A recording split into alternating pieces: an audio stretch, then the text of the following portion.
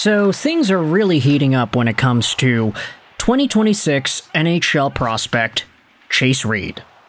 You see, we've made a bunch of videos about this guy, and I think it's fair to say that Reid, in the eyes of the majority of NHL fans, and I am saying like a very loose majority, not like an overwhelming amount of people, I think the majority of NHL fans and prospect fans think that Reid is the best defenseman of the draft. There are other names. There are guys that we can talk about, like, oh, Keaton Verhoff. The last video went over Frank Saravalli's take. Apparently that guy's going to be better than Makar. You have Carson Carrolls, who has been rumored to potentially going second overall to the San Jose Sharks. But Reid is the interesting one here. Because not only is he generally seen as the top demon in this draft, but he is also a guy that we don't really have an idea on where he's going to go. If it were up to me personally, if I had to bet on it, which I won't because I don't like to do that type of stuff, if you twisted my arm and forced me to make a choice as to where I think Reid is going to go, I'd say he probably goes second. I feel a lot more comfortable saying that to San Jose rather than Carson Carrolls, who has really creeped up into that top of the draft conversation the past few days. And the reason we're making this video is because, ultimately, of what Chase Reid said about his draft combine experience. Luke Fox tweeted this out yesterday. I thought it would be really interesting to dive into here. Chase Reid says he has spoken with 12 NHL teams. He notes the great meetings with Vancouver and San Jose. Both of these teams took him out to dinner. Now, small tweet, I know. Small update, I know. But I do think there is a bigger conversation to have about Chase Reid as a potential Canuck or a potential San Jose Shark, because a lot of this is going to depend on which direction the San Jose Sharks decide to go down, whether or not they feel like a Chase Reid at 2 is the best option possible for them, if they choose another defenseman like Carrolls, or if they just go with the easy pick and they pick Stenberg. It's possible, right? I don't know. You see, the funny part is, I see San Jose Sharks fans all over various parts on social media. I think most of y'all are aware of this by now, but I do have a multi-Reddit thread that I personally have access to that has all of the NHL teams' subreddits combined into one, just so I can have one main feed that has all the team-specific info and discussion available to me. And whenever I see San Jose Sharks fans, it always goes one of two ways. Either the fans think that Chase Reid is the best option because he is the best prospect at 2, who happens to be a defenseman, or you've got Sharks fans saying, yeah, well, just take Stenberg. He's the best player there.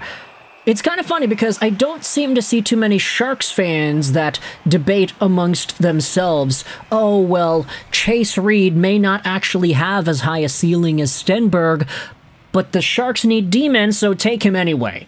And then Carson Carrolls is the wild card in all of that. It does seem to be very divided between Sharks fans in particular, because I think at the end of the day, every fan base reverts back to that best player available mindset, right? But at the end of the day, you know, the fans may not have the same idea as to who the best player available is in a certain spot.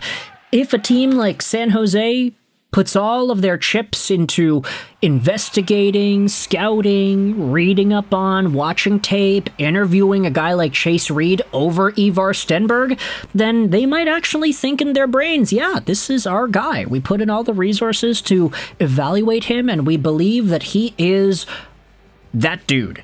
He is him. And Vancouver, you could say there's a very similar thought process that could potentially have gone on with Caleb Malhotra.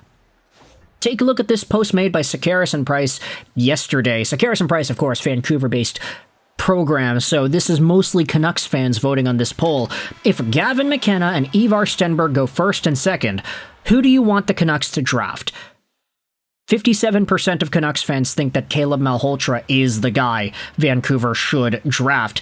And while I personally still do question whether or not Malhotra has the highest ceiling at 3, whether or not this guy is capable of being a Jonathan Toews level center rather than a Bo Horvat level center. I do generally think, at this point at least, Vancouver is just going to take Caleb if he is there. If it were up to me, I voted for Chase Reid on this poll. It's slightly in Reid's favor if Ivar Stenberg is already taken off the board at 2. But then again, it's like, well, would the San Jose Sharks take Stenberg at 2? I don't know. I've seen enough mock drafts that have Stenberg dropping to number 4 to Chicago, and at this point I feel like that's not unreasonable to predict. Is it unreasonable in principle, having Ivar Stenberg, a guy that was supposed to be a top pick and potentially even challenge for number 1 during the World Juniors, to go at 4th overall? I'd say yeah. Why is this guy going at 4? He should go 1, 2, or 3.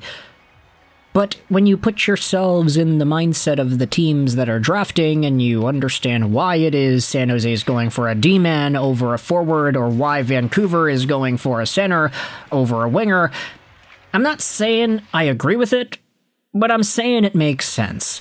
And for me personally, I get asked this all the time in real life. Personal friends and even people that I meet in the street. Yeah, I do get recognized a lot these days, which is really genuinely endearing, and I'm always grateful to have conversations with you in the real world about hockey. But I always get asked this. There's a difference between who I want the Canucks to take and who I think the Canucks will take. And where Chase Reid fits into all of that, it's the fact that he could very well go number 2 because San Jose needs that D-man. But if he's available at number 3, I do think that Chase Reid probably has a higher upper-end ceiling than Caleb Malhotra, and thus I would be more inclined to drafting him if it was a choice between him or Caleb.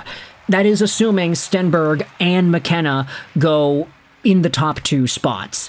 That's not guaranteed, but at the same time, it is a thought that I think we need to think about, and I always go back to this Caleb Malhotra thing. I say, man, not only am I already feeling uncomfortable with the idea of Malhotra, a father-son duo at the National Hockey League level, but there are 3 guys that I say have a higher ceiling than Malhotra. 4 even, if you wanted to say Viggo Bjork is in there too.